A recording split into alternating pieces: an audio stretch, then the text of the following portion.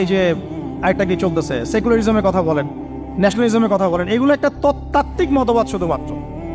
প্রকৃত মতবাদগুলো আপনি পাবেন বিশুদ্ধ যেগুলো কোরআন এবং হাদিসেই, এর বাইরে নাই। তা আমরা কিন্তু আল্লাহর খলিফা পরিচয় দিতে এখন দ্বিধাবোধ করতেছি।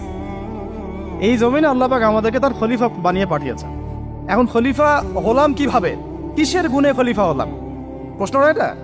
আমাদের কি 10টা হাত, 10টা পা, বেশি শক্তি ফেরেশতাদের চাইতে, যে আমরা খলিফা হলাম কিসের ভিত্তিতে আর কিভাবে হলাম? এটা শোনেন। আল্লাহ পাক বলছেন ওয়াল্লামা আদামাল আসমাআ কুল্লাহা, আল্লাহ বলছেন আমি আদমকে এই মহাবিশ্বের যত নাম আছে, নাম, নাউন্স, ইসম, সব শিক্ষা দিয়েছি। সুবহানাল্লাহ।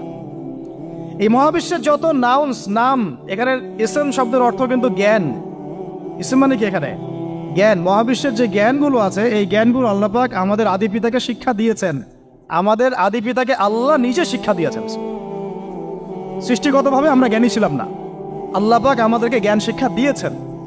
আমরা ফিলোসফির বইগুলো খুললে দেখবেন ওখানে বুদ্ধিবাদ নামে একটা মতবাদ আছে। মানে তারা বলে যে মানুষ সৃষ্টিগতভাবেই একজন বুদ্ধিদীপ্ত প্রাণী। এটা ভুল কনসেপ্ট। সৃষ্টিগতভাবে আমাদের মধ্যে জ্ঞান ছিল না, আল্লাহ পাক আমাদেরকে জ্ঞান শিক্ষা দিয়েছেন। কথা বুঝতে পারছেন? একটা মতবাদ তাদের আছে অভিজ্ঞতাবাদ, মানে মানুষ অভিজ্ঞতা থেকেই শিখে।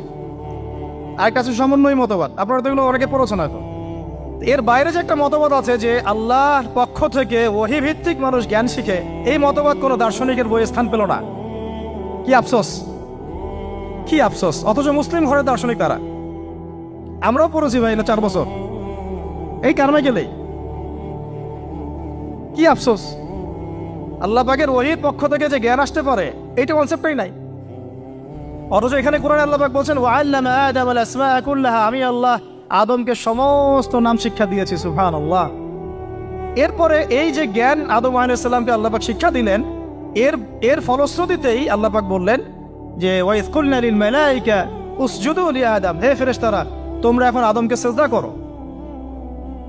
কি ফেরেশতাদেরকে দিয়ে আল্লাহ পাক আমাদের পিতাকে সিজদা করালেন কিসের মানদণ্ডে? কিসের কারণে? জ্ঞানের কারণে। জ্ঞানের কারণে ফেরেশতাদেরকে আল্লাহ পাক বললেন যে এই নামগুলো বলে দাও তো তোমরা। তারা বলতে পারলো না। তারা বলল লা ইলম আল্লাহুম্মা লা ইলমা লানা ইল্লা মা আল্লামতানা, আল্লাহ আমাদের তো সেই জ্ঞান নাই, শুধু ওইটুকু জ্ঞান আছে যা আপনি আমাদেরকে শিখিয়েছেন। তখন আল্লাহ পাক বলেছিলেন যে আমি যা জানি তোমরা তা জানো না। আমি কি বলি নাই যে আমি আসমান জমিনের গায়েবের সব খবর জানি? তখন আল্লাহ বললেন যে তোমরা সবাই সিজদা করো আদমকে। তাহলে আমাদের পিতাকে খলিফা করা হলো, জ্ঞান শেখানো হলো, আল্লাহ পাক নিজে শেখালেন, ফেরেশতা মণ্ডলীদের দিয়ে সিজদা পর্যন্ত করালেন। কিসের মানদণ্ডে? আরো আসতে বলেন, জ্ঞানের মানদণ্ড। এখন যদি আমরা একটু প্রশ্ন ছুড়ে দেই নিজ নিজ বিবেকে,